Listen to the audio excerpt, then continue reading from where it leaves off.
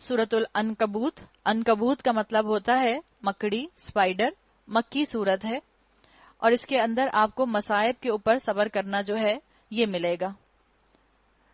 الف لام میم احسب الناس ان یترکوا ان یقولوا آمنا وهم لا یفتنون۔ الف لام میم، کیا لوگوں نے یہ سمجھ رکھا ہے کہ وہ بس اتنا کہنے پر چھوڑ دیے جائیں گے کہ ہم ایمان لائے اور ان کو آزمایا نہ جائے گا؟ اللہ تعالیٰ نے یہاں بتا دیا ایمان کا جو دعویٰ کرے گا، جس نے کلمہ پڑھ لیا، اس کے اوپر آزمائش آئے گی۔ ہم پیچھے بھی پڑھا ہے وَلَنَبْلُوَنَّكُمْ، اور تم کو ضرور بالضرور آزمایا جائے گا۔ اللہ نے وہاں بھی کہا ام حسبتم ان تدخلوا الجنہ، کیا تم نے گمان کیا ہے کہ تم ایسے ہی یوں ہی ٹہلتے ٹہلتے جنت میں داخل ہو جاؤ گے؟ اللہ نے تو یہ بات پہلے بھی بتا دی، اور اللہ تعالیٰ نے یہاں دوبارہ یہ بات مینشن کر دی کہ اللہ تعالیٰ بندوں کو آزماتا ہے۔ اور علماء کہتے ہیں کہ بعض دفعہ اللہ تعالیٰ انسان کو ایسی جگہ سے آزماتا ہے، ایسی جگہ سے انسان کا امتحان لیتا ہے کہ انسان کے پیروں کے نیچے سے زمین نکل جاتی ہے۔ اللہ اپنے بندوں کو آزماتا ہے، ٹھوک بجا کر چیک کر لیتا ہے کہ اگر منافقت ہے تو یہ یہیں چھٹ جائیں، اور اگر مومن ہوتا ہے تو اپنے درجات کی بلندی کر کے اپنے لیے اپنا معاملہ استوار کر لیتا ہے جنت کا۔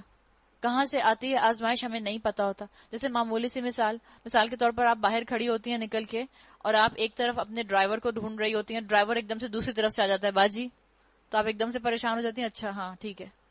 آزمائش کا معاملہ بھی یہی ہے، ہم سمجھ رہے ہوتے ہیں کہ شاید آزمائش ہماری شکل میں جو ہے پتہ چلے خاندان والوں کی طرف سے آئے گی، خاندان والے بہت ری ایکشن شو کریں گے، خاندان والے جو ہیں وہ برا منائیں گے، اور خاندان والوں سے دور کی بات انسان کے شوہر کی طرف سے آزمائش آ جاتی ہے، انسان کے اولاد کی طرف سے آزمائش آ جاتی ہے، انسان کے امیجیٹ رشتہ دار ماں باپ کی طرف سے آزمائش آ جاتی ہے۔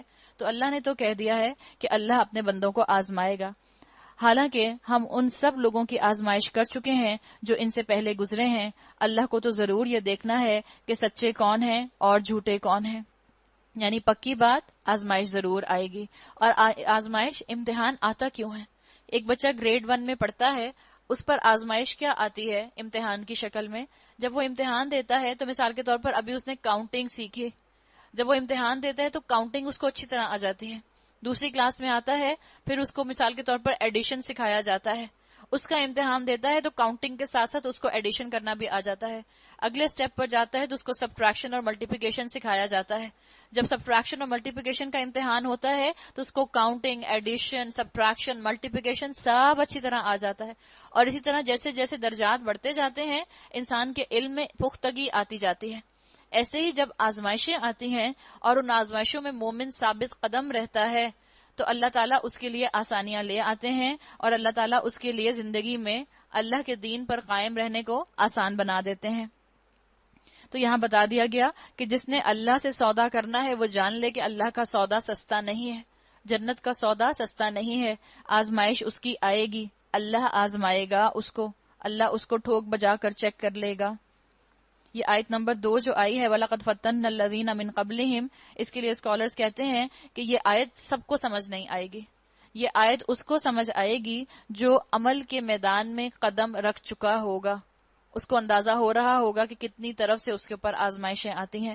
یہ سورت جب نازل ہوئی ہے تو یہ وہ دور تھا مکہ کے اندر جس میں مسلمانوں کے اوپر سخت پرسیکیوشن ہو رہی تھی، وربل پرسیکیوشن بھی تھی، فزیکل پرسیکیوشن بھی تھی، ان کو جسمانی تشدد بھی کیا جا رہا تھا اور ان کے اوپر زبانی تشدد، زبان کا تشدد بھی کیا جا رہا تھا، ان کو اس طرح بھی ٹارچر کیا جا رہا تھا۔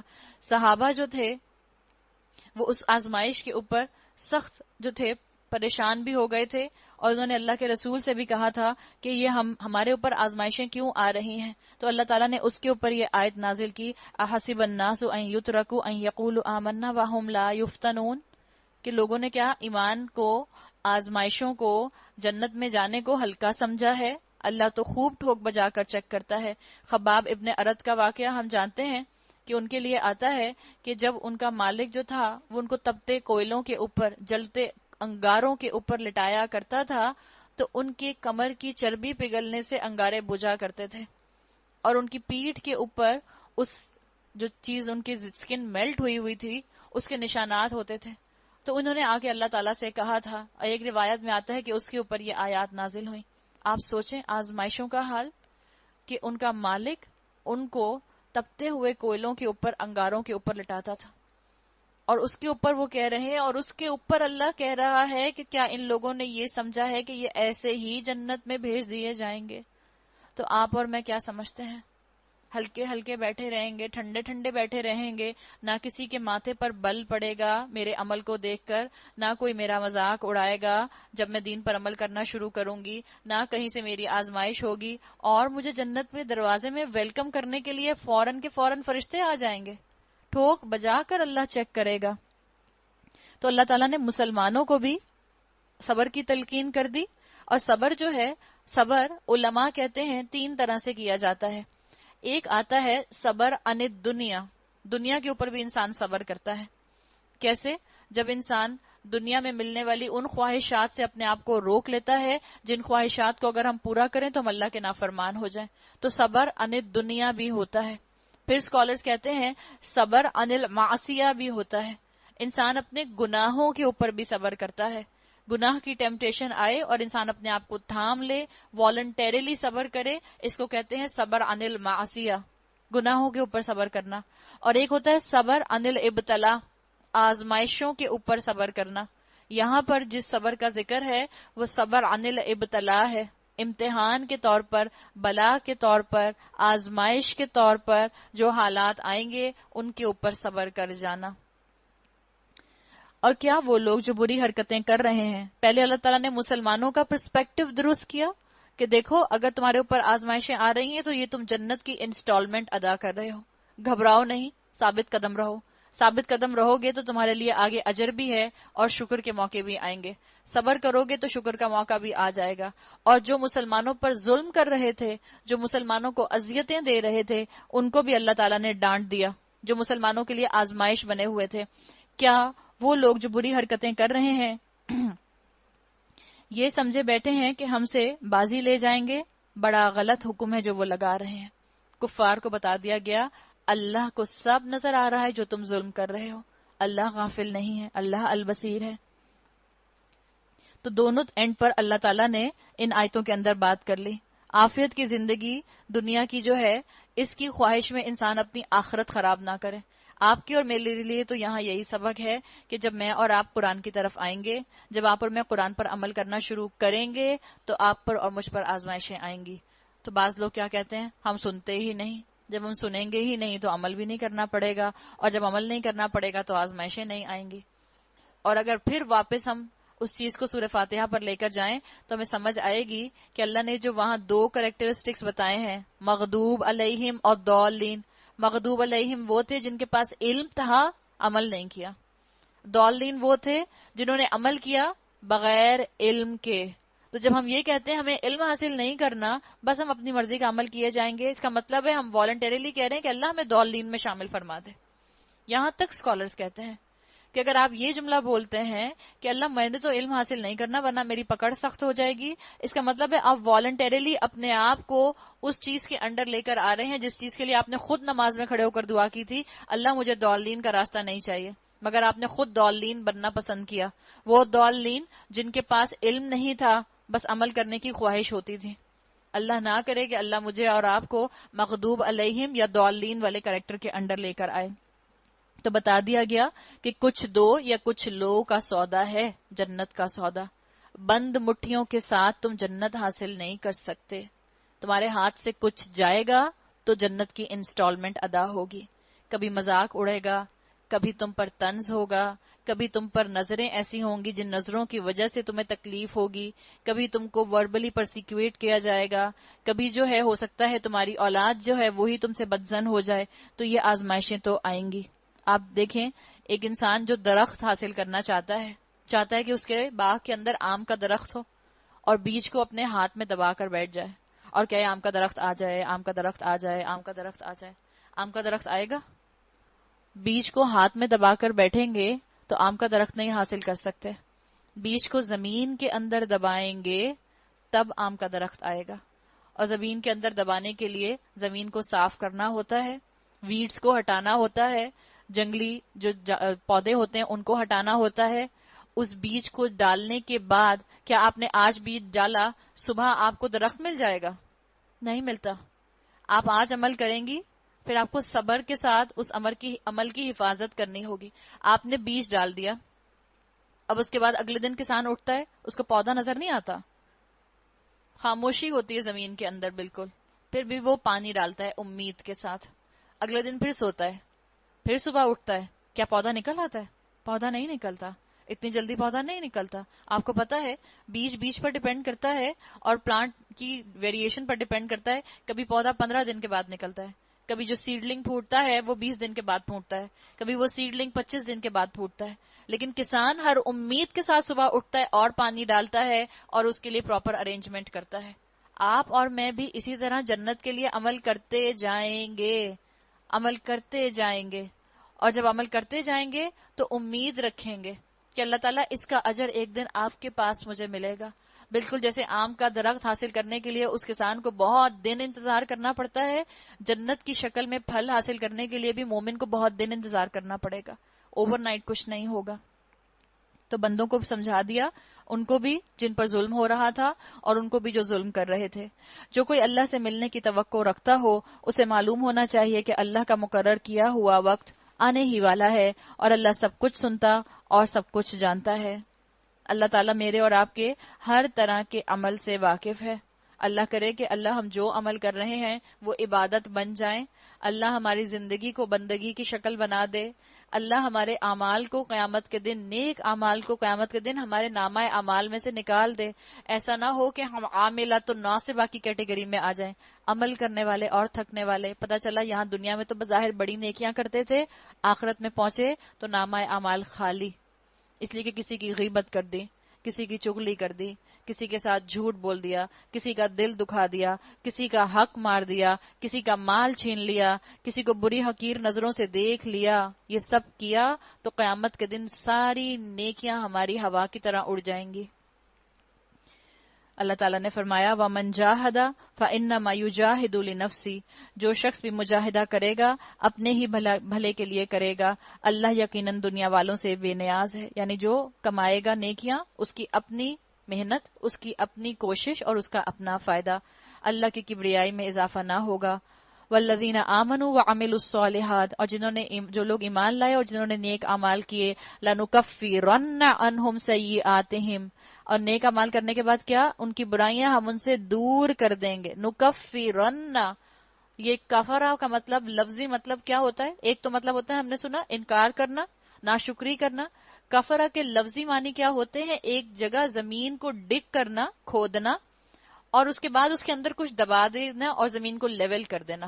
یہ کفرہ کے لفظی معنی ہوتے ہیں. یعنی ایک چیز کو زمین کے اندر دبا کے اوپر سے زمین کو لیول کر دینا تاکہ کچھ نظر نہ آئے. جب اللہ کہتا ہے کفر السیئات قرآن کے اندر، اس کا مطلب ہے اللہ ہمارے نامہ اعمال میں سے گناہوں کو ڈیلیٹ کر دے گا. گناہوں کو ڈیلیٹ کرنے میں اور اریز کرنے میں فرق ہوتا ہے. اریز کرنے کے بعد تو کچھ بھی امپریشن پیچھے رہ سکتا ہے پیج کے اوپر، لیکن جب آپ نے کمپیوٹر سے ڈیلیٹ کر دیتی ہیں، گون فار ایور. ایک چیز آپ کی بہت امپورٹنٹ فائل تھی، آپ نے غلطی سے ڈیلیٹ کر دی، اس کے بعد اپنا ریسائیکل بن بھی خالی کر دیا، اب آپ کو نہیں ملے گی. اللہ تعالیٰ اسی طرح سے ان لوگوں کے جو لوگ ایمان لائے اور اس کے بعد انہوں نے نیک اعمال کیے، ان کے گناہوں کو ان کے نامہ اعمال سے ڈیلیٹ کر دیتا ہے. وَلَنَجْزِيَنَّهُمْ أَحْسَنَ الَّذِي كَانُوا يَعْمَلُونَ، اور انہیں ان کے بہترین اعمال کی جزا دیں گے. جو چاہتا ہے کہ اس کے ساتھ اللہ تعالیٰ یہ معاملہ کرے، وہ اپنے اعمال کو آج سے شروع کر دے، اس لیے کہ ایمان کے ساتھ شرط رکھی گئی ہے عامل الصالحات کی. اتنے رحیم رب کے ہوتے ہوئے بھی آپ نے غلطی سے ڈیلیٹ کر دی، اس کے بعد اپنا ریسائیکل بن بھی خالی کر دیا، اب آپ کو نہیں ملے گی. اللہ تعالیٰ اسی طرح سے ان لوگوں کے جو لوگ ایمان لائے اور اس کے بعد انہوں نے نیک اعمال کیے، ان کے گناہوں کو ان کے نامہ اعمال سے ڈیلیٹ کر دیتا ہے. وَلَنَجْزِيَنَّهُمْ أَحْسَنَ الَّذِي كَانُوا يَعْمَلُونَ، اور انہیں ان کے بہترین اعمال کی جزا دیں گے. جو چاہتا ہے کہ اس کے ساتھ اللہ تعالیٰ یہ معاملہ کرے، وہ اپنے اعمال کو آج سے شروع کر دے، اس لیے کہ ایمان کے ساتھ شرط رکھی گئی ہے عامل الصالحات کی. اتنے رحیم رب کے ہوتے ہوئے بھی انسان خود کو اللہ کے جلال کا مستحق بنا لے روز محشر، تو یہ بڑی محرومی ہے. ہم نے انسان کو ہدایت کی، وَوَصَّيْنَا الْإِنسَانَ بِوَالِدَيْهِ حُسْنًا، ہم نے انسان کو ہدایت کی کہ اپنے والدین کے ساتھ نیک سلوک کرے. بتا دیا گیا ماں باپ کے ساتھ بیسٹ معاملہ رکھنا، حسنن، جو بھی بہترین ہو بس وہ ماں باپ کے ساتھ کرنا. مسکرا کر دیکھو ماں باپ کو، ان کے پیر دبا دو، ان کے لیے پانی لے آؤ، ان کے لیے چائے بنا دو، ان سے پوچھے بغیر ان کے گھر کی گروسری کر دو، ان کو بغیر اوکیزنز کے گفٹ دے دو، ان کی بٹرنگ کرو. اگر تم نے بٹرنگ کرنی ہی ہے کسی کی تو ماں باپ کی بٹرنگ کرو. والدین کا خیال رکھو، ان کو راضی کرو، ان کے سامنے چھوٹا بن کر رہو. اللہ نے کہا حسنن، جو بھلائی بھی کر سکتے ہو وہ ماں باپ کے ساتھ کرو. ان کے پاؤں دبائیں.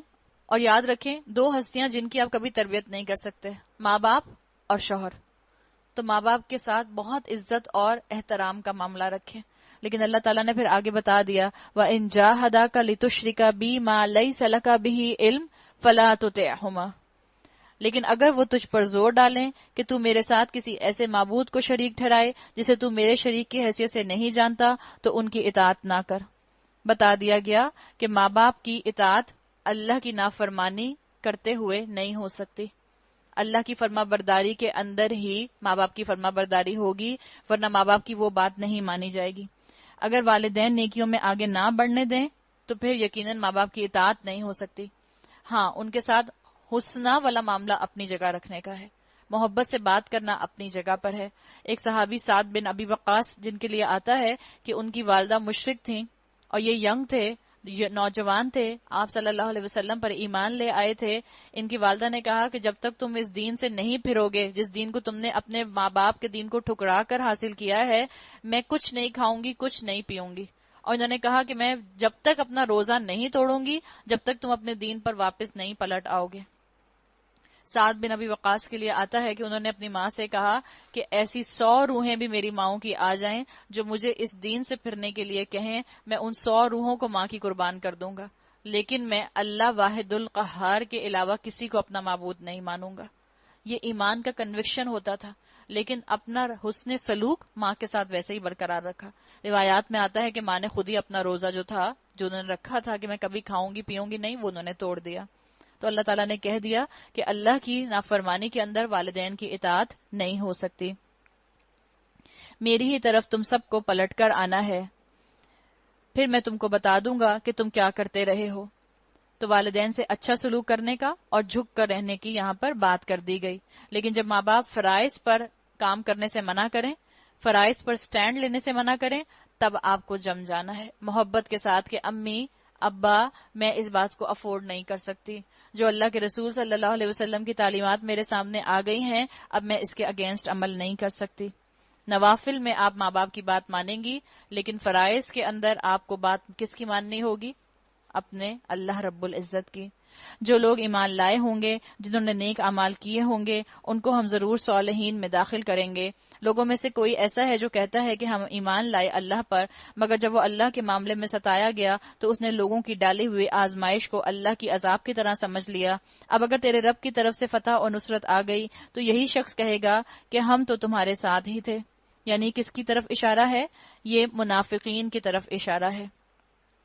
جو لوگ اسلام پر عمل کرنا چاہتے ہیں، لیکن کب؟ جب اسلام کو کامیابیاں ملیں. اگر لوگ ان کو دین پر چلتے دیکھ کر خوش ہوتے ہیں تو یہ لوگ دین پر چلتے رہتے ہیں. اگر لوگ ان کو دین پر چلتے دیکھ کر باتیں بناتے ہیں تو یہ اپنا رخ دنیا کی طرف موڑ لیتے ہیں. لوگوں کے خوف سے اللہ کو ناراض کر دیتے ہیں، لیکن اللہ کی ناراضگی کا خوف ان کو لوگوں سے دور نہیں ہونے دیتا. تو منافقین کا ذکر کر دیا گیا. اگر کسی نے آپ کے اسکارف پہننے پر بہت آپ کی تعریف کر دی تو بڑا خوشی خوشی اسکارف پہن لیا. اگر کسی نے کہہ دیا مائی لگ رہی ہو بالکل، تو پھر اگلے دن اسکارف اتار دیا کہ مجھے مائی لگنے کا کوئی شوق نہیں ہے. تو اس طرح کے لوگوں کا ذکر کیا گیا جو اللہ کی نافرمانی کرتے ہیں اور لوگوں کا اپروول چاہتے ہیں. کیا دنیا والوں کے دلوں کا حال اللہ کو بخوبی معلوم نہیں ہے؟ اللہ کو تو ضرور یہ دیکھنا ہی ہے کہ ایمان لانے والے کون ہیں اور منافق کون. بتا دیا گیا آزمائش پر صبر ایمان ہے اور آزمائش سے بھاگ جانا منافقت نفاق ہے. یہ کافر لوگ ایمان لانے والوں سے کہتے ہیں کہ تم ہمارے طریقے کی پیروی کرو اور تمہاری خطاؤں کو ہم اپنے اوپر لے لیں گے، حالانکہ ان کی خطاؤں میں سے کچھ بھی وہ اپنے اوپر لینے والے نہیں ہیں، وہ قطعاً جھوٹے ہیں. جیسے لوگ نہیں کہتے، رشتہ دار نہیں کہتے ہاں ہاں تم میری بات مان لو، میں اللہ کے ہاں تمہاری سفارش کر دوں گا. شوہر کہتے ہیں تم میری بات مانو، میں اللہ کے ہاں تمہاری سفارش کر دوں گا، میں کہہ دوں گا میں نے اس کو کہا تھا اللہ کہ یہ بندی جو ہے آپ کی یہ کام نہیں کر سکتی. اللہ تعالیٰ نے قرآن میں بتا دیا ہے یوم یفر من اخی و امہ و ابی و صاحبتہ و بنی، وہ دن جس دن ماں بھی اپنے بچے کو چھوڑ دے گی، بھائی بھی چھوڑ دے گا، بیوی بھی چھوڑ دے گی، دوست احباب بھی چھوڑ دیں گے. یہ جھوٹ بولتے ہیں کہ ہم قیامت کے دن تمہاری سفارش کریں گے. ہاں ضرور وہ اپنے بوجھ بھی اٹھائیں گے اور اپنے بوجھوں کے ساتھ دوسرے بہت سے بوجھ بھی، اور قیامت کے روز یقیناً ان سے ان افطرا پردازیوں کی باز پرس ہوگی جو وہ کرتے رہے ہیں. ہم نے نوح کو اس کی قوم کی طرف بھیجا اور وہ 50 کم 1000 برس ان کے درمیان رہا، یعنی 950 ایئرز. آخر کار ان لوگوں کو طوفان نے آ گھیرا اس حال میں کہ وہ ظالم تھے. پھر نوح کو اور کشتی والوں کو ہم نے بچا لیا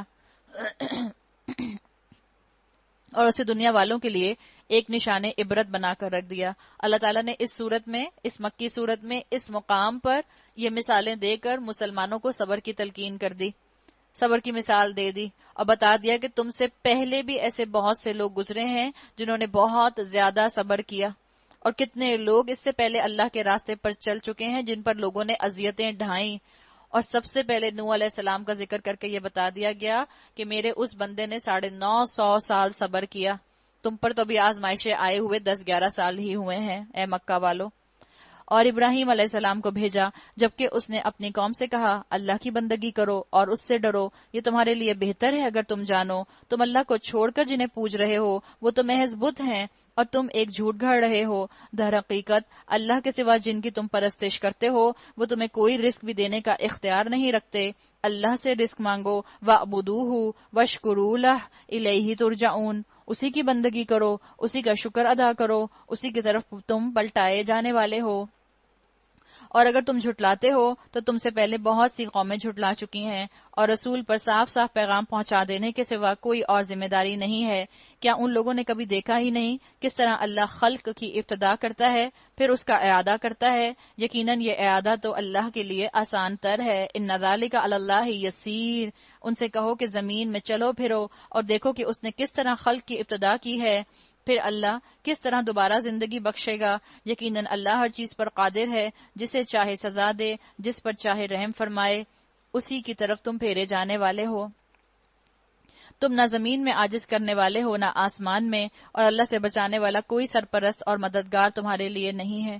تو یہ جو تم نے فینٹم فیئرز اپنے رکھے ہوئے ہیں، جن فینٹم فیئرز کا تم شکار ہو رہے ہو سکتا ہے کہ ان کی وجہ سے تم بظاہر تمہیں لگے کہ تم اپنے عمل کو چھوڑ کر تھوڑی دیر کے لیے دنیا میں اپنے لیے عافیت اکٹھی کر رہے ہو، لیکن تمہیں اصل میں آخرت میں آسمانوں اور زمین میں بچانے والا کوئی بھی نہیں ہوگا. اللہ رحیم ہے، تو اللہ کی آیات کی قدر کرو، اللہ کی نشانیوں کی قدر کرو. اللہ نے جو حالات تم پر ڈالے ہیں ان پر صبر کرو تاکہ اللہ ہی جو ہے وہ تمہیں بہترین نوازے. لیکن جن لوگوں نے اللہ کی آیات کا اور اس سے ملاقات کا انکار کیا ہے، چاہے زبان سے انکار کیا ہے چاہے عمل سے انکار کیا ہے، یہ کہہ کر کہ بھئی کیا کریں ہمارا لائف سٹائل تو اس کی اجازت نہیں دیتا، یا یہ کہہ کر کہ ہم کیا کریں ہمارے خاندان میں تو یہ ممکن ہی نہیں ہے، یا یہ کہہ کر کہ بھئی میں اپنے لائف سٹائل کو کیسے بدل دوں، میرے سٹیٹس کے اوپر تو قرآن کے اس عمل پر عمل کرنا ممکن ہی نہیں ہے. تو اللہ نے کیا کہا ایسے لوگوں کے لیے؟ وہ میری رحمت سے مایوس ہو چکے ہیں اور ان کے لیے دردناک سزا ہے. پھر ابراہیم کی قوم کا جواب اس کے سوا کچھ نہ تھا. اس نے کہا اقتلوہ او حرقوہ، قتل کر دو اسے یا جلا ڈالو اس کو. آخر کار اللہ نے اسے آگ سے بچا لیا. یقیناً اس میں نشانیاں ہیں ان لوگوں کے لیے جو ایمان لانے والے ہیں. اور اس نے کہا کہ تم نے دنیا کی زندگی میں تو اللہ کو چھوڑ کر بتوں کو اپنے درمیان محبت کا ذریعہ بنا لیا ہے. مودۃ بینکم فی الحیات الدنیا، مگر قیامت کے روز تم ایک دوسرے کا انکار اور ایک دوسرے پر لعنت کرو گے اور آگ تمہارا ٹھکانہ ہوگی اور کوئی تمہارا مددگار نہ ہوگا. اس وقت لوط نے اس کو مانا. لوط علیہ السلام ابراہیم علیہ السلام کے بھتیجے تھے، کنٹمپرری تھے. اور ابراہیم علیہ السلام نے کہا میں اپنے رب کی طرف ہجرت کرتا ہوں، وہ زبردست ہے اور حکیم ہے. ہم سے بھی کہا گیا ہے ملت ابراہیم حنیفہ کے اوپر آ جاؤ. ہم سے کہا گیا ہے ابراہیم علیہ السلام کے طریقے پر آ جاؤ، ان عادتوں سے ہجرت کر لو جو عادتیں اللہ کے احکامات کے منافی ہیں. اس سوچ سے ہجرت کر لو جو سوچ تمہیں گناہوں کی طرف لے کر جاتی ہے، اس لائف سٹائل سے ہجرت کر لو جو لائف سٹائل سنتوں سے ٹکراتا ہے۔ ہم نے اسے اسحاق اور یعقوب جیسی اولاد عنایت فرمائی اور اس کی نسل میں نبوت اور کتاب رکھ دی، اور اسے دنیا میں اس کا اجر عطا کیا، اور آخرت میں یقیناً وہ صالحین میں سے ہوگا۔ یاد رکھیں جہاد جو ہے وہ دو طرح سے ہوتا ہے، ایک جہاد ہوتا ہے دشمنوں سے، اور ایک جہاد ہوتا ہے محبتوں سے۔ آپ کا اور میرا جہاد محبتوں سے جہاد ہوتا ہے زیادہ تر، اور یہ جو محبت سے جہاد کیا جاتا ہے یہ بڑا مشکل جہاد ہوتا ہے۔ ابراہیم علیہ السلام نے اپنی محبتوں سے جہاد کیا، اپنے سارے کمفرٹ زون چھوڑے، انہوں نے اللہ کی قدر کی تو اللہ نے بھی ان کی قربانیوں کی بڑی قدر کی۔ اللہ نے ان کو خلیل اللہ کہا، اللہ نے ان کے لیے کہا وما کان من المشرکین۔ تو ڈرے نہیں اللہ کے راستے میں اپنے آپ کو انویسٹ کرنے سے، اپنی اولاد کو، اپنی بیوی کو اللہ کے راستے میں انویسٹ کرنے سے۔ آپ اور میں ڈرے نہیں۔ شیطان ہمیں فقر سے ڈراتا ہے، شیطان ہمیں کہتا ہے اگر دین پر عمل کرو گے دنیا تنگ ہو جائے گی، شریعت کو اپناؤ گے حالات مشکل ہو جائیں گے، گزارا نہیں ہوگا، اولاد اچھی طرح پڑھ نہیں سکے گی، اولاد تم سے خوش نہیں ہوگی۔ یہ سب شیطان کے دھوکے ہیں۔ اللہ نے صاف بتا دیا ابراہیم علیہ السلام کو فالو کرو، اس لیے کہ انہوں نے اپنے اور اپنے اللہ کی راہ میں، محبت کی راہ میں کسی اور ہستی کو نہیں آنے دیا۔ ہم نے لوط کو بھیجا جبکہ اس نے اپنی قوم سے کہا تم تو وہ فحش کام کرتے ہو جو تم سے پہلے دنیا والوں میں سے کسی نے نہیں کیا، کیا تمہارا حال یہ ہے کہ مردوں کے پاس جاتے ہو اور راہزنی کرتے ہو اور اپنی مجلسوں میں برے کام کرتے ہو؟ یہاں پر لفظ کیا آیا، وَتَأْتُونَ فِي نَادِيكُمُ الْمُنْكَرَ۔ نادی عربی زبان میں کلب کو کہتے ہیں، نادی، نادیکم اپنے کلبز میں جاتے ہو۔ بتا دیا گیا کہ کیا تم وہ کام کرتے ہو جس کام سے تمہیں روکا گیا ہے۔ اسکالرز کہتے ہیں کہ قوم کا پروورژن جو شروع ہوتا ہے تو اس قوم کے اندر نائٹ کلبز بن جاتے ہیں، اور انسان پھر ان نائٹ کلبز کے اندر جانور کی سطح سے بھی گر کر یہ کام کرتا ہے کہ دوسروں کو وہ کام کرتے ہوئے دیکھیں۔ ہم سب جانتے ہیں کہ نائٹ کلبز کے اندر کیا ہوتا ہے، ہم کلبز کی بات نہیں کر رہے، نائٹ کلبز کی بات کر رہے ہیں کہ انسان اس کام کو دیکھ کر پلیجر محسوس کرے جس کام کو اللہ تعالیٰ نے نکاح کے دائرے کے اندر 7 پردوں کے اندر کرنے کے لیے کہا ہے۔ تو ان کا بھی یہی جو تھا وہ سب سے بڑا مرض بن گیا تھا کہ ان کے نائٹ کلبز تھے اور انہوں نے اس کے اندر فحاشی کے اڈے بنائے ہوئے تھے۔ تو یہ نائٹ کلبز آج کی ایجاد نہیں ہے، 21ویں صدی کی ایجاد نہیں ہے، اتنے ہزاروں سال پرانی بات ہے جس کو قرآن میں بتا دیا گیا۔ پھر کوئی جواب اس کی قوم کے پاس اس کے سوا نہ تھا کہ انہوں نے کہا لے آ اللہ کا عذاب اگر تو سچا ہے۔ لوط علیہ السلام نے کہا رب انصرنی علی القوم المفسدین، اے میرے رب ان مفسدوں کے مقابلے میں میری مدد فرما۔ یہاں مفسد کون؟ جو بے حیائی میں، نیوڈیٹی میں، شیم لیسنس میں اپنے آپ کو انوالو کرے۔ اور جب ہمارے بھیجے ہوئے فرشتے ابراہیم علیہ السلام کے پاس بشارت لے کر پہنچے تو انہوں نے اس سے کہا ہم اس بستی کے لوگوں کو ہلاک کرنے والے ہیں، اس کے لوگ ظالم ہو چکے ہیں۔ ابراہیم علیہ السلام نے کہا وہاں تو لوط موجود ہے۔ انہوں نے کہا ہم خوب جانتے ہیں کہ وہاں کون کون ہے، ہم اسے اور اس کی بیوی کے سوا اس کے باقی سب گھر والوں کو بچا لیں گے۔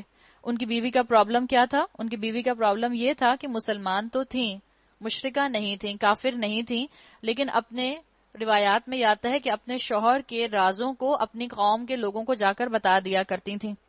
تو مومن عورت کی ایک خوبی جو ہم پیچھے پڑھ آئے ہیں قرآن کے اندر، حافظات للغیب، حفاظت کرنے والی ہوتی ہے شوہر کے رازوں کی، شوہر کی خامیوں کو فلانٹ نہیں کرتی۔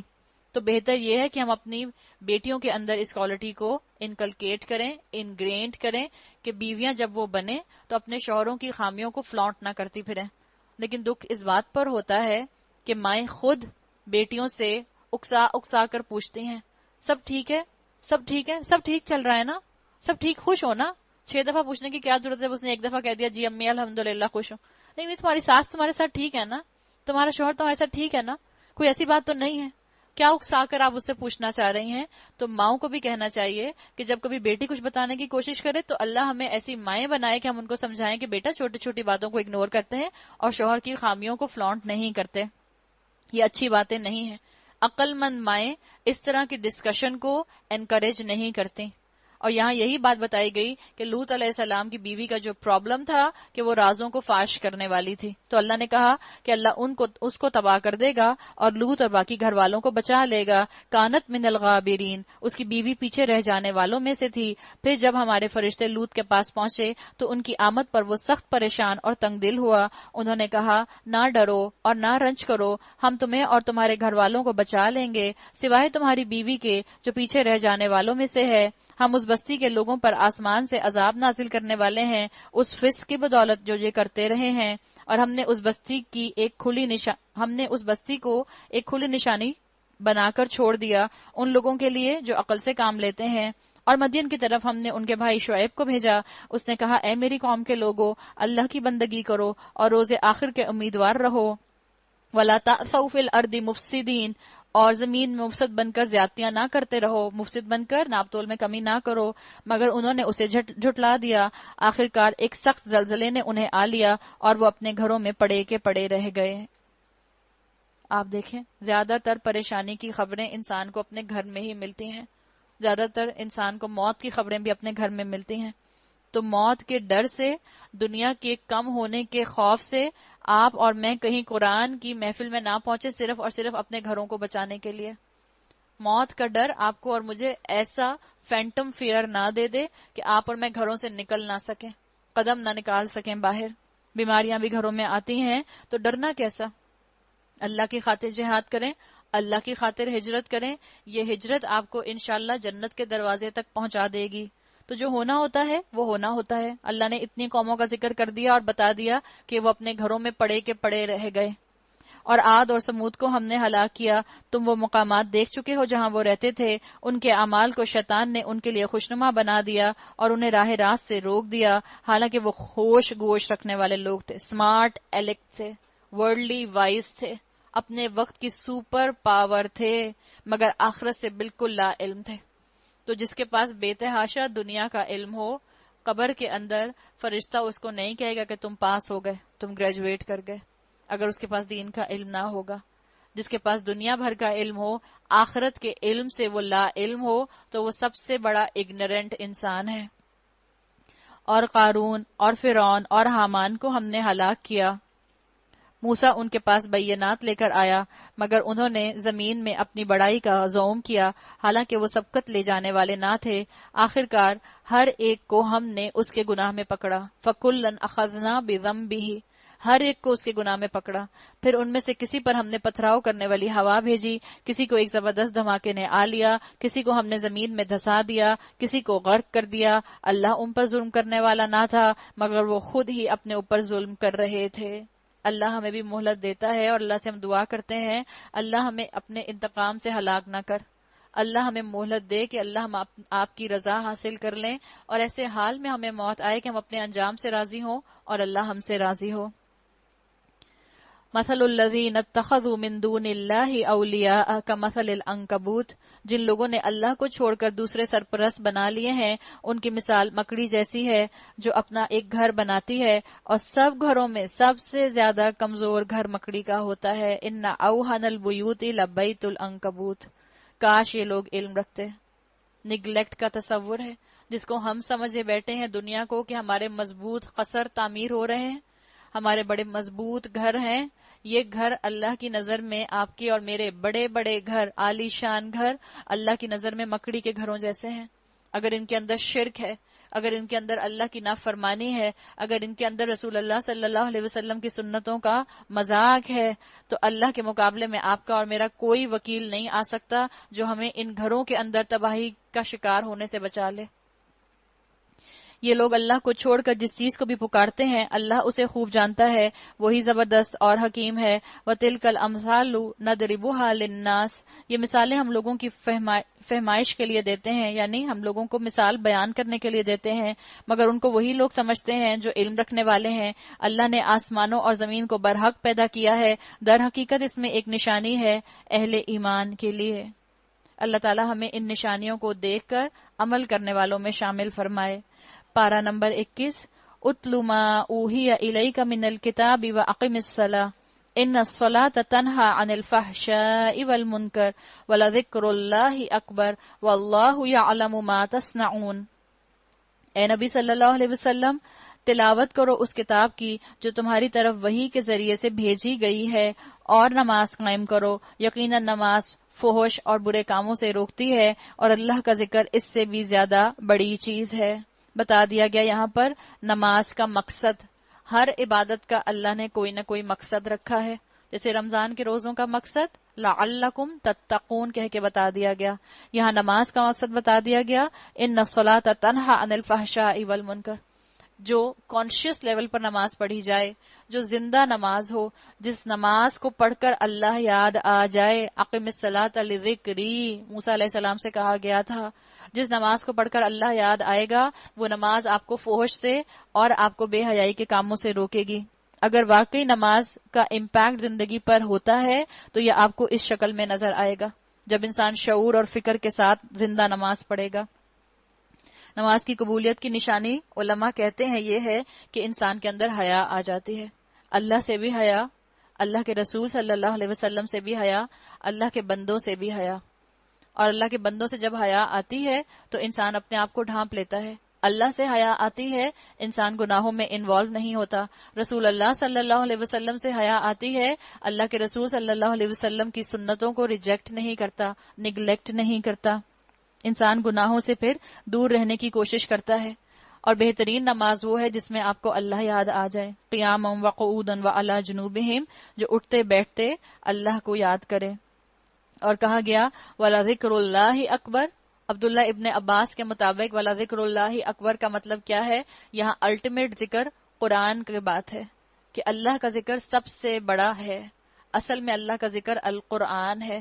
تمہیں ہر وقت کوئی نہ کوئی وظیفہ چاہیے ہوتا ہے، تمہیں کوئی تصویر چاہیے ہوتی ہے، تم چاہتے ہو اس مشکل کے لیے فلاں وظیفہ بتا دیں، کون سا طریقہ اپناؤں، کون سی صورت پڑھوں کہ میری بچیوں کے رشتے آنے لگ جائیں، کون سی صورت پڑھوں کہ میرے شوہر کے کاروبار میں برکت ہو جائے، کون سی صورت پڑھوں کہ میری بچی جو ہے اپنے گھر میں خوش رہے، کون سی صورت پڑھوں کہ میرا بیٹا میرا فرما بردار ہو جائے۔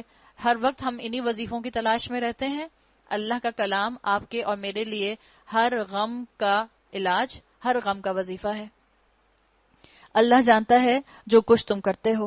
تو بتا دیا گیا کہ انسان کیا کرے، اپنی ایک نماز سے دوسری نماز کے درمیان تک کے وقفے میں میکسیمم فرما بردار رہنے کی کوشش کرے، اور اپنی ہر نماز کو ایسے پڑھے جیسے کہ یہ اس کی آخری نماز ہے۔ آپ امیجن کریں کسی نے کہا کہ ملک الموت آپ کے پاس آئے اور آپ سے کہے کہ میں تمہیں 2 رکعت پڑھنے کی اجازت دیتا ہوں، 2 رکعت پڑھ لو، ہم جو نیت کریں گے تو ہم کبھی سلام ہی نہیں پھیریں گے، ایسا لمبا ہم ایسی اچھی تجوید سے پڑھیں گے، ایسا لمبا رکوع کریں گے، ایسا لمبا سجدہ کریں گے، اتنی زیادہ آیتیں پڑھیں گے کہ قیام ہمارا لمبے سے لمبا ہوتا چلا جائے گا، پھر سلام پھیرنے سے پہلے بھی اتنی دعائیں مانگیں گے کہ سلام پھیرنے پر نہیں آئیں گے۔ تو کسی لیے اسکالرز کہتے ہیں کہ اپنی ہر نماز کو ایسے پڑھیں کہ جیسے کہ یہ آپ کی آخری نماز ہو، تاکہ آپ اپنی نماز کے اندر شعور کو واپس لا سکیں جو کہ دنیا کے اندر رہ کر کھو جاتا ہے۔ اور اہل کتاب سے بحث نہ کرو مگر عمدہ طریقے سے۔ کیسے؟ الا باللتی ہی احسن، بات بھی خوبصورتی سے کرو، بحث میں بھی حکمت سے کام لو۔ کسی کو کوئی بات تم بتانا چاہو تو بہت سوچ سمجھ کر نپے تولے الفاظ میں بولو۔ مثال کے طور پر آپ کسی سے کہیں، ایک خاتون نے کہا کہ مجھے افطار کے اوپر ایک خاتون ملی جو کہ میڈیا کے اوپر سحری کا پروگرام کرتی ہیں، کوئی اینکر ہوں گی، تو انہوں نے بہت ہی زیادہ حکمت سے ان سے پوچھا کہ آپ تو اتنی صبح صبح ساری رات آپ جو ہیں وہاں پہنچ جاتی ہیں اپنے میڈیا چینل پہ، تو آپ کو عبادت کرنے کا تو موقع ہی نہیں ملتا ہوگا۔ کہتی میں نے بہت ڈرتے ڈرتے صرف یہ کہا کہ شاید ان کو کچھ سمجھ آ جائے، شاید یہ سمجھ جائیں، تو کہتی ہیں نہیں، بہت موقع ملتا ہے، وہاں قوالی کا اور نعتوں کا انتظام ہوتا ہے۔ تب حکمت کیا ہے؟ اب اس میں حکمت کیا ہوگی کہ ایسے انسان اگر کبھی آپ سے ملاقات ہو اور آپ کوئی ان کی ایسی بات کہنا چاہیں، اب آپ کس طرح سے ایک بات دین کی پہنچا کر حکمت کے ساتھ ان کے سامنے تبلیغ کر سکتی ہیں۔ آپ کہیں جی ہاں بالکل آپ کو موقع ملتا ہے، لیکن افضل چیز، افضل عبادت قرآن کی عبادت ہے، تو کوشش کریں کہ آپ کو قرآن پڑھنے کا موقع بھی مل جائے۔ بس آپ نے محبت کے ساتھ ان کی بات کو ڈینائی بھی نہیں کیا، اس لیے کہ جب آپ کسی کو یہ کہتے ہیں قوالی یہ تو بالکل ان اسلامک ہے، آپ ایسی چیز سنتی ہیں، اب کیا ہوگا، وہ ڈیفینسو موڈ پر چلی جائیں گی اور آپ کی کوئی بات نہیں سنیں گی۔ تو اللہ سے انسان حکمت ضرور مانگے، اپنے رشتہ داروں میں دین پھیلانے کے لیے ہمیں حکمت چاہیے، اپنی اولاد میں دین پھیلانے کے لیے ہمیں حکمت چاہیے، اپنے آس پاس کے دوستوں میں دین کی بات کرنے کے لیے ہمیں حکمت چاہیے۔ اور اللہ نے کہا جو بات کرو اللہ باللتی ہی احسن، اہل کتاب کے ساتھ بھی یہ کہا گیا کہ احسن طریقے سے بحث کرو، سوائے ان لوگوں کے جو ان میں سے ظالم ہو، اور ان سے کہو کہ ہم ایمان لائے ہیں اس چیز پر بھی جو ہماری طرف بھیجی گئی ہے، اور اس چیز پر بھی جو تمہاری طرف بھیجی گئی تھی، ہمارا خدا اور تمہارا خدا ایک ہی ہے، ہم اسی کے مسلم فرما بردار ہیں۔ اے نبی، ہم نے اسی طرح تمہاری طرف کتاب نازل کی ہے، اس لیے وہ لوگ جن کو ہم نے پہلے کتاب دی تھی وہ اس پر ایمان لاتے ہیں، اور ان لوگوں میں سے بھی بہت سے اس پر ایمان لا رہے ہیں، اور ہماری آیات کا انکار صرف کافر ہی کرتے ہیں۔ آپ دیکھیں آج بھی بہت سے عیسائی، بہت سے کرسچن جو ہیں وہ ریورٹ ہو رہے ہیں، اور لیٹسٹ ریکارڈ کے مطابق چائنیز جو ہیں وہ بہت زیادہ مسلمان ہو رہے ہیں۔ تو یہ اللہ کی شان ہے۔ اللہ تعالیٰ نے کہہ دیا کہ سب اہل کتاب ایک جیسے نہیں ہیں، سب کے ساتھ جو ہے وہ سختی کا معاملہ نہیں ہوگا، سب کو ظالم کہہ کر ایک کارنر نہیں کر دیا جائے گا، بلکہ ان سے امید رکھی جائے گی کہ وہ اللہ کے دین کی طرف پلٹیں گے۔ اے نبی صلی اللہ علیہ وسلم، تم اس سے پہلے کوئی کتاب نہیں پڑھتے تھے اور نہ اپنے ہاتھ سے لکھتے تھے۔ وما تخطہ بیمینک، آپ صلی اللہ علیہ وسلم کو بتا دیا گیا کہ آپ کو تو لکھنا پڑھنا نہیں آتا تھا، اور آپ کے ذریعے ان سارے اہل عرب کو بتا دیا گیا جو کہا کرتے تھے کہ رسول اللہ صلی اللہ علیہ وسلم کا کلام ہے یہ قرآن، یہی ورژن ہے تورات کا جو قرآنک فارم میں محمد رسول اللہ پیش کر رہے ہیں۔ تو بتا دیا گیا کہ قرآن جو ہے آپ نے ہاتھ سے نہیں لکھا، اور اس کی وجہ سے اسکالرز یہ بھی کہتے ہیں وَلَا تَخُطُّهُ بِيَمِينِكَ کہ قرآن جو ہے وہ لکھنے سے زیادہ سننے سے سمجھ آتا ہے، تو سن کر انسان ضرور جو ہے قرآن کو سمجھنے کی کوشش کرے۔ حفظ کی طرف بھی وہ کہتے ہیں کہ اس آیت کے اندر انکریجمنٹ ہے۔ کسی نے کہا کہ جب میں قرآن پڑھتا ہوں تو یوں لگتا ہے کہ یہ اوراق پر نہیں بلکہ میرے دل پر لکھا ہوا ہے۔ اگر ایسا ہوتا تو باطل پرست لوگ شک میں پڑ سکتے تھے، دراصل یہ روشن نشانیاں ہیں ان لوگوں کے دلوں میں جنہیں علم بخشا گیا ہے۔ تو دل میں وہ چیز بستی ہے، دل میں اصل میں جذبات ہوتے ہیں، تو اپنے قرآن کے جذبات کو، ایموشنز کو دل کے ساتھ سنکرنائزڈ کرو۔ اور ہماری آیات کا انکار نہیں کرتے مگر وہ جو ظالم ہیں۔ یہ لوگ کہتے ہیں کیوں نہ اتاری گئیں اس شخص پر نشانیاں اس کے رب کی طرف سے، کہو نشانیاں تو اللہ کے پاس ہیں اور میں صرف خبردار کرنے والا ہوں کھول کھول کر۔ اور کیا ان لوگوں کے لیے نشانی کافی نہیں ہے کہ ہم نے تم پر کتاب نازل کی جو انہیں پڑھ کر سنائی جاتی ہے؟ مزاج کیا ہے اس کتاب کا؟ سننے والا۔ ہدایت کے لیے، اگر کوئی ہدایت کے لیے چاہتا ہے قرآن کے قریب آئے تو اس کا سننا بہت ضروری ہے۔ برکت کے لیے ہو سکتا ہے پڑھنا کافی ہو، لیکن ہدایت کے لیے سننا ضروری ہے۔ صحابہ نے بھی اس کو سنا اور اس سے ہدایت قبول کی۔ در حقیقت اس میں رحمت اور نصیحت ہے ان لوگوں کے لیے جو ایمان لاتے ہیں۔ اے نبی کہو کہ میرے اور تمہارے درمیان اللہ گواہی کے لیے کافی ہے، وہ آسمانوں اور زمین میں جو کچھ ہے سب کو جانتا ہے۔ جو لوگ باطل کو مانتے ہیں اور اللہ سے کفر کرتے ہیں وہی خسارے میں رہنے والے ہیں۔ وَيَسْتَعْجِلُونَكَ بِالْعَذَابِ، یہ لوگ تم سے عذاب جلدی لانے کا مطالبہ کرتے ہیں۔ اگر ایک وقت مقرر نہ کر دیا ہوتا تو ان پر عذاب آ چکا ہوتا، اور یقیناً اپنے وقت پر وہ آ کر رہے گا۔ اچانک اس حال میں انہیں خبر بھی نہ ہوگی۔ یہ تم سے عذاب جلدی لانے کا مطالبہ کرتے ہیں، حالانکہ جہنم ان کافروں کو گھیرے میں لے چکی ہے، اور انہیں پتہ چلے گا اس روز یوم یغشاہم العذاب من فوقہم، جبکہ عذاب انہیں اوپر سے بھی ڈھانک لے گا کمفرٹر کی طرح، ومن تحت ارجلہم، اور پاؤں کے نیچے سے بھی ان کو ڈھانک لے گا میٹرس کی طرح۔ وَيَقُولُ ذُوقُوا مَا كُنتُمْ تَعْمَلُونَ، اور کہا جائے گا اب چکھو مزہ ان کرتوتوں کا جو تم کرتے رہتے تھے۔ یا عبادی، اے میرے بندو، اللہ تعالیٰ نے اپنائیت کے ساتھ ایڈریس کیا ہے۔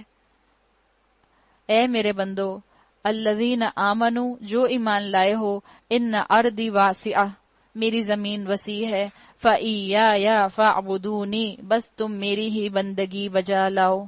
یہ مکی صورت ہے، اور کفار نے مسلمانوں کو جو تنگ کیا ہوا تھا مکہ میں، تو یہاں پر ایک اشارہ دے دیا گیا اللہ کی طرف سے ہجرت کا، کہ مسلمانوں کو بتا دیا گیا کہ اگر کسی زمین کے حصے میں رہتے ہوئے اللہ کی فرما برداری ممکن نہیں ہے تو یاد رکھو مسلمان ارتھ باؤنڈ نہیں ہوتا۔ مسلمان کہیں بھی رہے اللہ کی عبادت پر جم کر رہتا ہے اور اپنے ارد گرد عبادت کا ماحول بنا لیتا ہے۔ ہم بھی یہاں آئے ہیں تو ہم بھی کیوں آئے ہیں یہاں پر؟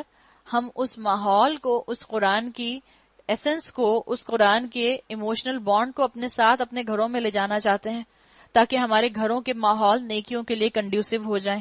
تو جو قرآن سننے کے لیے آتا ہے وہ جہاد کرتا ہے. اللہ تعالیٰ نے کہہ دیا ان ارضی واسعۃ فإیایا فاعبدون، صرف میری بندگی کرو. ہر متنفس کو موت کا مزہ چکھنا ہے، پھر تم سب ہماری ہی طرف پلٹا کر لائے جاؤ گے.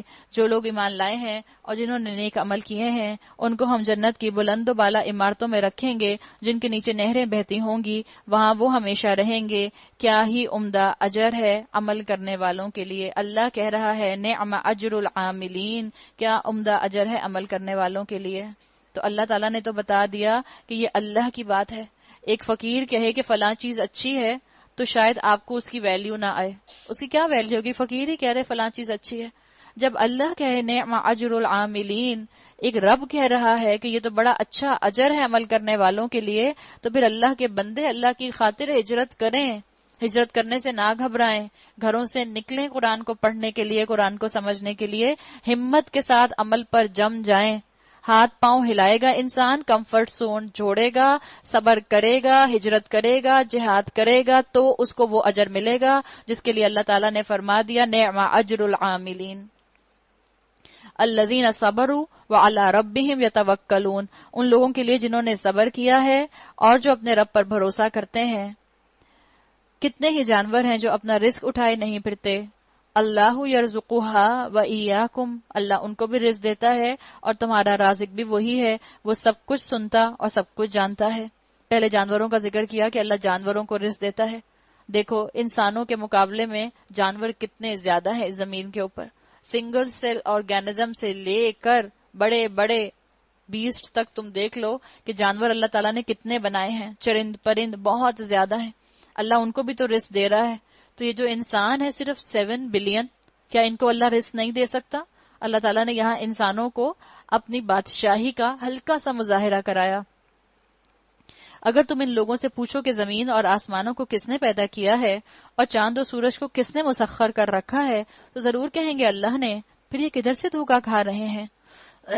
اللہ ہی ہے جو اپنے بندوں میں سے جس کا چاہتا ہے رزق کشادہ کرتا ہے، جس کا چاہتا ہے تنگ کرتا ہے. یقیناً اللہ ہر چیز کا جاننے والا ہے. اور اگر تم ان سے پوچھو کس نے آسمان سے پانی برسایا، اس کے ذریعے سے مردہ پڑی ہوئی زمین کو جلا اٹھایا، تو ضرور کہیں گے کس نے کیا؟ اللہ نے کیا. لَيَقُولُنَّ اللَّهُ، الحمدللہ. مگر ان میں سے اکثر لوگ سمجھتے نہیں ہیں. قرآن کی بارش بھی تو ہمارے دلوں پر برس رہی ہے. تو اللہ کرے کہ ہمارے دل سے ہدایت کی فصل نکلے. ہدایت کا پودا نکلے گا تو اعمال کی فصل لہلہائے گی. اور دنیا کی زندگی کچھ نہیں ہے مگر ایک کھیل اور دل کا بہلاوا. اصل زندگی کا گھر تو دار آخرت ہے. کاش یہ لوگ جانتے. کوئی گھر کی چیز اپنے ذہن میں لے آئیں، آپ کے اور میرے گھر، چاہے آپ کراکری ذہن میں لے آئیں، چاہے آپ وارڈروب ذہن میں لے آئیں، چاہے آپ ڈیکوریشن پیسز ذہن میں لے آئیں، چاہے آپ کوئی سامان گھر کا ذہن میں لے آئیں. اللہ نے کیا کہا؟ یہ سب دل کا بہلاوا ہے. ایک بچے کے ڈال ہاؤس کو تصور کریں. ایک بچہ 4 سال کا ہے، اس کو اپنا ڈال ہاؤس کتنا پسند ہوتا ہے. وہی بچہ 24 سال کا ہو گیا، اب کیا وہ ڈال ہاؤس اس کو اپیل کرے گا؟ اب وہ ڈال ہاؤس اس کو اپیل نہیں کرے گا. یہ جو آپ کی اور میرے اس دنیا کے گھر ہیں جن میں ہم گم ہو جاتے ہیں، جن کی صفائی ستھرائی میں ہم اللہ کو بھول جاتے ہیں، یہی مجھے اور آپ کو اللہ نے صرف بہلاوے کے لیے دیے ہیں، ایک ڈال ہاؤس کی طرح دیے ہیں. اللہ نے مجھے اور آپ کو یہ محدود وقت کے لیے دیے ہیں تاکہ اس محدود وقت میں ہم اللہ کی اطاعت کر کے لامحدود اجر اپنے لیے سمیٹ لیں. اس محدود زندگی میں اللہ کی نعمتوں سے فائدہ اٹھا کر اس لامحدود زندگی کی نعمتوں کو اپنے نصیب میں لکھ لیں جو کبھی ختم نہیں ہوں گی. تو اللہ نے کہا کہ ان نعمتوں کو استعمال کرو اور ایک ایک لمحہ انویسٹ کر دو.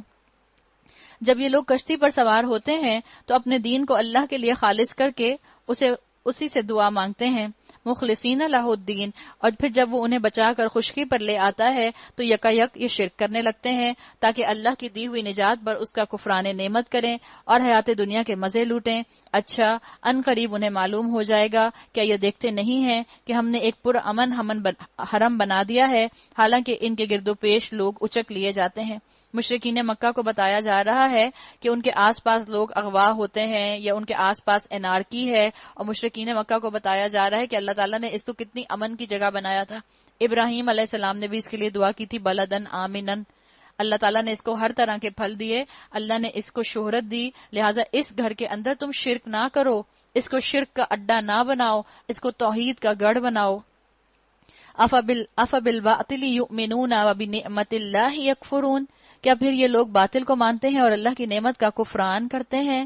اس شخص سے بڑا ظالم کون ہوگا جو اللہ پر جھوٹ باندھے یا حق کو جھٹلائے جبکہ وہ اس کے سامنے آ چکا ہو؟ کہ ایسے کافروں کا ٹھکانہ جہنم ہی نہیں ہے؟ والذین جاہدوا فینا لنہدینہم سبلنا وَإِنَّ اللَّهَ لَمَعَ الْمُحْسِنِينَ، جو لوگ ہماری خاطر مجاہدہ کریں گے انہیں ہم اپنے راستے دکھائیں گے۔ بتا دیا جو جہاد کرے گا، وَالَّذِينَ جَاهَدُوا فِينَا، جو ہمارے راستے کی طرف سٹرگل کرے گا۔ جہاد کہتے ہیں exerting oneself to the utmost، اپنی طرف سے پوری کوشش کر جانا، یہ جہاد ہے۔ تو بتا دیا گیا کہ جو اللہ کے راستے میں آگے بڑھنا چاہے گا یہ تو کرنا پڑے گا، آپ کو اگینسٹ دا فلو جانا پڑے گا۔ یہ حقیقت ہے کہ سب کو فن اچھا لگتا ہے، سب کو خوشیاں اچھی لگتی ہیں، سب کو خواہشات پوری کرنا اچھا لگتا ہے، کسی کو نہیں اچھا لگتا کہ آپس میں کلیشز ہوں، خاندان والوں کے ساتھ جو ہے ہمارے تعلقات خراب ہوں۔ یہ کام انسان صرف اور صرف ایک وجہ سے کر سکتا ہے، جب وہ اللہ کی خاطر قربانی دیتا ہے، تو انسان اس چیز کو پھر اپنے سینے سے لگا لیتا ہے، اللہ کی خاطر جہاد کرتا ہے۔ اللہ نے کہا والذین جاہدوا فینا، جو ہمارے لیے کوششیں کرتے ہیں، جو ہمارے لیے سٹرگلز کرتے ہیں، جو ہمارے لیے قربانیاں دیتے ہیں، لنہدینہم، ہم ضرور بالضرور ہدایت دیں گے ان کو، سبلنا، اپنے راستوں کی۔ اللہ ان کے سامنے اپرچونٹیز ایسی کھولے گا کہ ان کو عمل کرنا آسان لگنے لگ جائے گا۔ اللہ ان کو ایسے لائک مائنڈڈ دوست دے دے گا جو ان کو اس نیکی پر جم جانے کی تلقین کریں گے۔ اللہ ان کو ایسے لوگ دے دے گا جن کے ساتھ رہ کے ان کی سنرجی بنے گی، اور ان کو نظر آئے گا کہ میرے جیسے اور بھی لوگ عمل کرنے والے ہیں، تو وہ گھبرائیں گے نہیں، کرنے والے لوگ ہوتے ہیں۔ یہ وہ لوگ ہیں جو جہاد کو پوسٹ پون نہیں کرتے، یہ وہ لوگ ہیں جو صرف یہ نہیں کہتے رہتے کہ ہم نے بس گھر میں کلیش نہیں ہونے دینا، چاہے اللہ کی کتنی ہی نافرمانی کیوں نہ ہو جائے۔ یہ لوگ ثابت کرتے ہیں کہ ان کا توکل اللہ کے اوپر ہے۔ یہ لوگ ثابت کرتے ہیں کہ صرف گھر کو امن کا گہوارہ بنانے کا ایک طریقہ ہی نہیں ہے کہ وہ اللہ کی نافرمانی ہو، بلکہ گھر کو امن بنانے کا اصل طریقہ کیا ہے کہ اللہ کے راستے میں جہاد کیا جائے۔